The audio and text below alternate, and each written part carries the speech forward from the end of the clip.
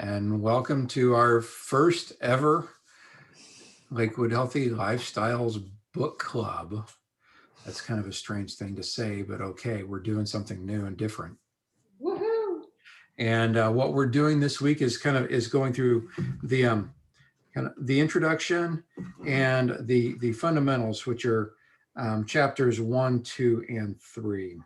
And so what we'll do each week is next week we would go through the first law, which is chapters 4, 5, 6, and 7. The second law after that, third law, fourth law, and advanced tactics. And that should have us done 1, 2, 3, 4, 5 in roughly 6 weeks.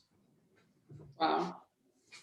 Seems like a good way to break that down, and some good logical stopping points in each one of the sections. And and if that ends up that we take sidetrack somewhere, okay, so be it. It's more that important that we get something out of it than get a whole bunch of stuff done. Agreed. Sound good? So Laura, Debbie, Laura. Nice to meet you. You're both really smart people, and I'm not going to set you up. Well, actually, I am going to set you up. I'm really counting on some profound comments. Uh-oh. It's the end of the day, Eric. I know. Well, in that case, if you can't dazzle them with your brilliance, baffle them with your bowl. I might have them both. Yeah. So let me ask you this to get started. Why did you decide to read the book? Because I'm tired of having all these great intentions that go nowhere. You know, I want things I want to do and I can't make myself do them, and hoping that it would be something. Just when you we talked about it, was mentioning small things that make a big difference, or the way you said it sounded like, oh, maybe that's something that I could actually do and it might actually work. So that was what intrigued me. And the also idea of just doing it with other people, because I have stacks of great books that I haven't read yet.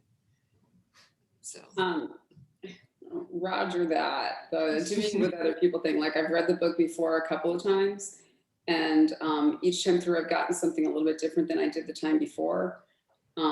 I like the idea of small habits affecting great change over time. And yeah, doing it with other people, I think being able to talk about it and share it with other people only cements it in my head. And hopefully I hear insight from someone else that I missed on my way through. Yeah. You know, and I did it almost as a guilt trip on myself, because I know so many other friends in the business that have already read the book, and I keep hearing how this is such a great book, and I guess it's fear of missing out, that I want to pick up on those things too, you know, and maybe when people see the stuff that we're doing, that'll kick in for them, and they'll want to do something, and then maybe think they can do something to even try it. So Laura, kind of to just a brief comment you made there. Before we go through the rest of the book, and Debbie's read through it before, what is your assessment of your own habits and the habits that you want to change? The book kind of references our identity and changing the identity before you change the processes. So what's your assessment of your own habits and the habits you're looking to change or start? In some areas of my life, I have really great habits. I have excellent sleep habits, they call it, like my nighttime routine, you know. I mean, it puts me to bed every time. I've got my teeth, I've flossed my teeth and washed my face, and, you know, all these things that I do before bed, and it works for me great. And my morning routine's pretty good too. There's certain areas of my life that are good, but there's other areas where I can be so inconsistent. It drives me crazy. Why can I be so good in some areas and in other things? And I thought it's because I don't really have the habit of, just like in work, particularly being very self-paced, very on my own, working from home now all the time. I would just like to be able to make progress, I guess. So I know I have the ability when a habit works well. So I like the idea of the habit stacking, and I already have one habit. That's how I got into flossing, because I had a great habit of brushing, but I didn't floss until, when I hooked those two together, all of a sudden it worked. And there's other things in my life that I just want to do. Like I'd like to be able to learn how to draw, and just other things that are outside, like be nice someday, but someday never comes. And I think the power of habit would help me a lot in that.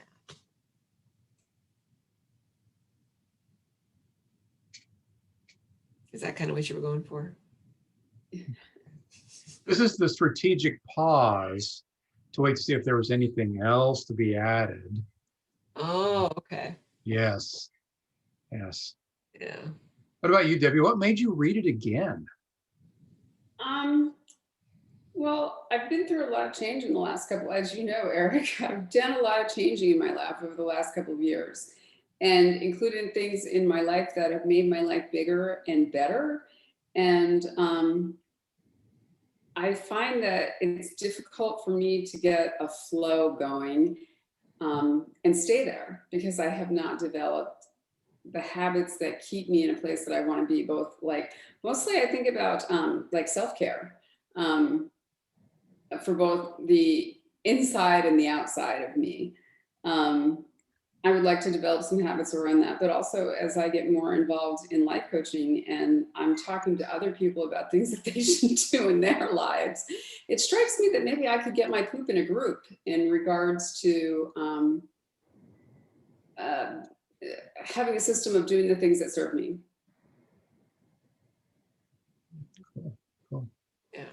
Yeah, I think about with this the COVID and all of our restrictions and everything, kind of letting the physics nerd in me pop out that, Newtonian physics is mass at rest tends to stay at rest. An object in motion tends to stay in motion. Well, okay, that means if you're moving, great, you stay in motion. But if we look at something that's come to rest, Newton's second law, force equals mass times acceleration. The more you want to get in motion and the more you want to speed back up, the more force it takes. And I've allowed my body to come to rest because of the pandemic. Well, I'm blaming you on that because I'm no longer out. All of those habits, all those, the daily processes went away. Mm-hmm. And I have come to rest, and the calories have come to rest on me. And I need to get myself, that mass, back in motion, and trying to find new processes, because old ones don't work. The Y is not open anymore. 24-hour fitness isn't open anymore. All of those things aren't open anymore. So I have to find and build new things. The old ones I can't go back to. They're not there. So how do I build those? And the book kind of talks about forgetting about goals, focus on systems instead. And that's what it talked about here. And so often you set the goal first, and then you try and figure something out. Whereas it's almost like the goals are more secondary with systems being primary. Mm-hmm. Does that make your brain hurt? No, it actually makes me feel an incredible sense of freedom that if I just take care of the small stuff, the big stuff will take care of itself. Mm-hmm. That's just such a good feeling to know that I can have a large effect in my life if I just keep on cranking out the little stuff, because it does, it builds. I just hate goals. I absolutely hate goals, and I have to do it for work, and it's been so self-defeating. But when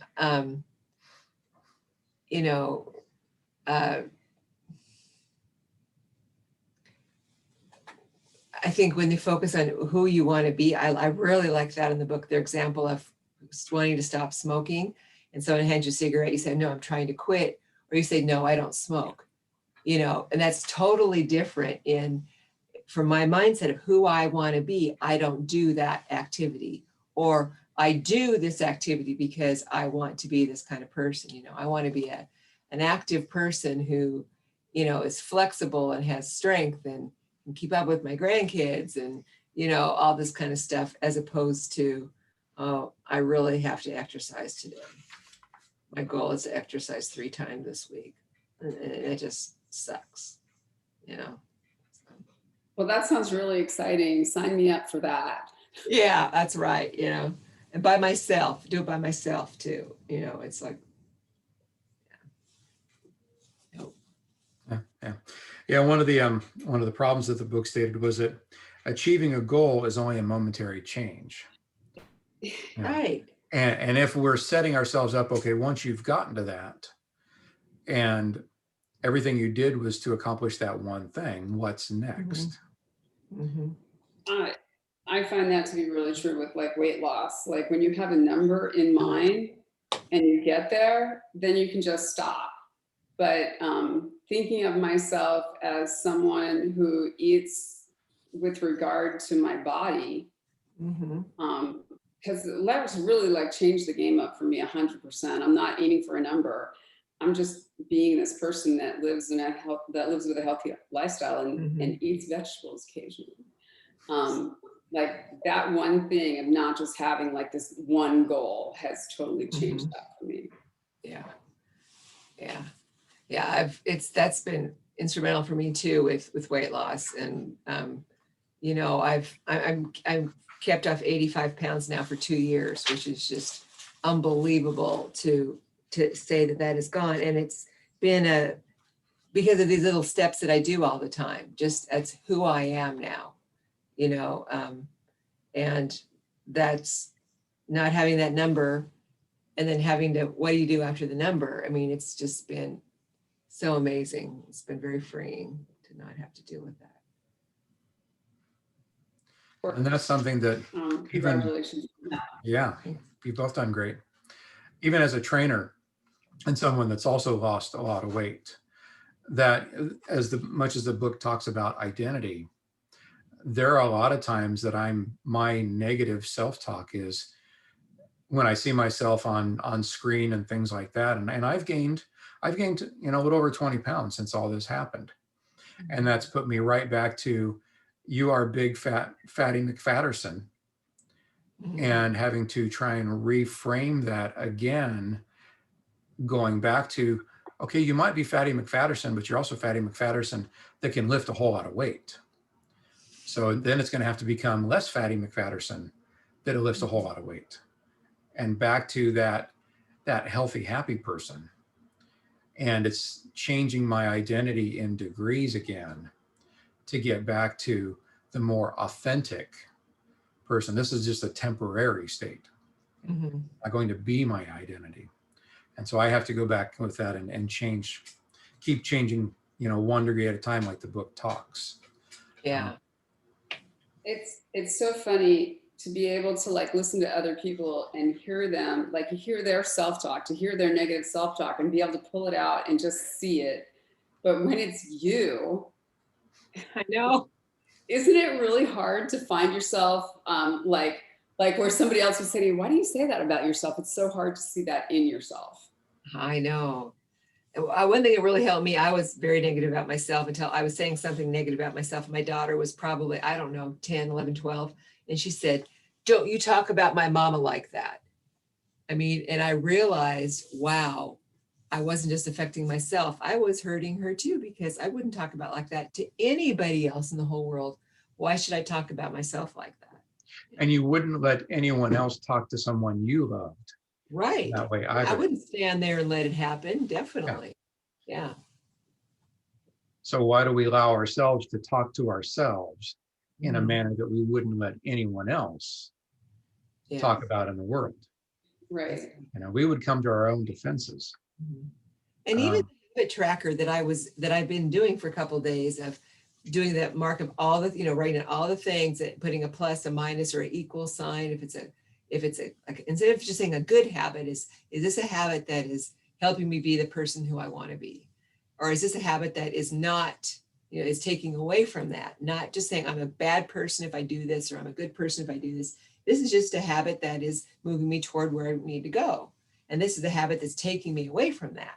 And that was really helpful for me to frame it that way. I like to think of it as like my brain is a computer and it's always listening. And I am programming every single day. Mhm. And I don't want to put crappy code in. I really That's don't. right. Yeah. And that's true. Yeah, so in the book, it's framing it as positive and negative Mhm. activities or habits. In behavior modification, they also talk about approach and avoid. I'm approaching, this is a positive is an approach, a Mhm. negative is an avoid. You might have avoid goals or avoid processes. I'm not going to do this because of the result it creates. Or I'm going to do this because it gets me closer to what I want to do or that next step or whatever. Mhm. So Laura, you mentioned you've been tracking some things and tracking your pluses and minuses. What are you finding so far? One encouraging thing is I have a lot of pluses. You You know, do. looking from, I do. Like, when I get up in the morning, I get out of bed as soon as my alarm goes off. I don't hit the snooze. I land on my knees the first thing and I start off by saying, okay, God, this is your day. I just give it to you, go to the bathroom. That's an equal sign. That's a neutral, I put on workout clothes.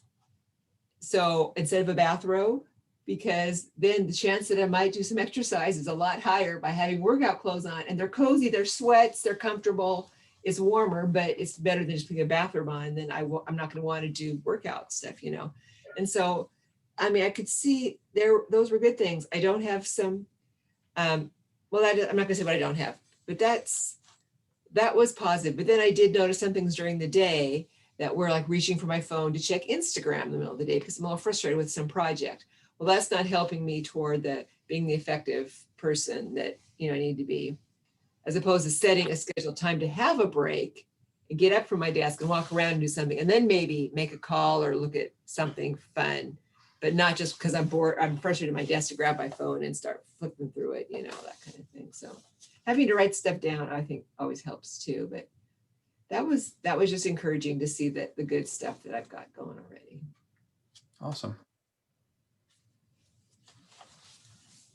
What about you, Debbie? What are your positives and negatives, or what have you, what sort of things do you do automatically without thinking? Well, it's funny that you said something about your phone, Laura, because I actually am really putting my focus there. Like how much time I spend frittering away on the internet and what that brings back to me. Like being really mindful of what I'm getting from being on Facebook or, scrolling news. And what I'm not allowing myself to get if I put my phone down. And what I find is that what I get from Facebook is all, or pretty much anything on the internet is just reinforcement of the idea that comparison is a thief of joy and my time. And what I'm getting back is I've made this decision to kind of like distance myself a little bit is an amazing amount of time that I get to decide, like I get to be the steward of my time. I get to decide what I'm going to do at that time I've bought back with my attention. And I'm in that right now. Like, okay, I'm going to leave my phone downstairs when I go to bed at night. I'm going to leave my phone across the room when we sit down to watch TV at night. I'm pretty much trying to disconnect myself from this for anything other than this kind of stuff. And I'm getting to decide what to do at that time. And a lot of it is for me studying and reading. And how can that not be a good thing? Yeah. You can do some exercises too. Oh, I'm in that room. I'm in the exercise room right now. Excellent. I noticed you've got your very fancy screen up there now, which works quite nicely. Just amazing. Yes. Low tech and it works well. Right. Yeah. Yeah. So in the book, page 54, if you've got it available there, it's talking about how to create a good habit and how to break a bad habit. And what you've both been kind of referring to with the phone and Instagram and all of that is we've created, and myself included, and I've been having to leave my iPad in the other room and leave my phone in the other room and that sort of thing when I don't need it. Mhm. Though I've realized I've got all these smart devices now that I'm so used to using my phone to turn on and off, that if I don't have the phone on and I walk into my office, I no longer have a switch to turn the lights on because I've programmed it with my phone. Yeah. So that was one of those of being too automated for your own good. You don't have a light switch anymore? No, well, I have a light switch, but it's always on because all the Uh-huh. controls are on my phone. And I've been Oh, too lazy to take it to the last step of connecting it to Alexa so I can just use voice commands or Siri. But when I can do that, then I could do that from across the room. Anyway, that's a digression, because what I was really going to bring back to is the inversion of the first law, what we're talking about is that the cue, which is the cues to distraction, of the frustration and having that device or that distraction immediately available. And we made it invisible. We got rid of it. We put it in the other room. We put it away. Um, put it out of sight, whatever. And that's a good way of eliminating and starting to disconnect from that bad side. yeah. How to break a bad habit, and I also don't want to use bad and good. It's not, do we need to go to productive or unproductive or something like that? Because there's also a valuation of those habits. Mhm. Yeah. And a lot of times for me, when I set it up as good and bad, I create a system of judgment of myself. So I really try to not use words like that. Like I don't want to think of it that way. I want to think about what's it bringing me and what's it keeping from me. Yep. Yep. So the approach or the avoid or what's getting you closer, positive, and we're not necessarily obfuscating it. We're just taking a value away from, or a value that we've assigned to that could have an impact on our identity. We're still a person, not just a collection of things that are done or not done. That's So, an interesting thought. so how do you see, as we start to build on good, how do you see your existing habits helping you?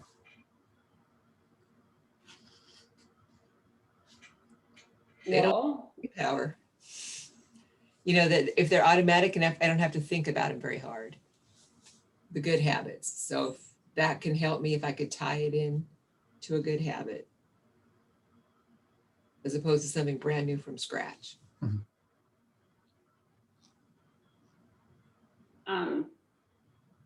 I mean, the two things that stick out for me really hard are exercise, which I consider to be, a for me habit, and studying, which I consider to be a for me habit.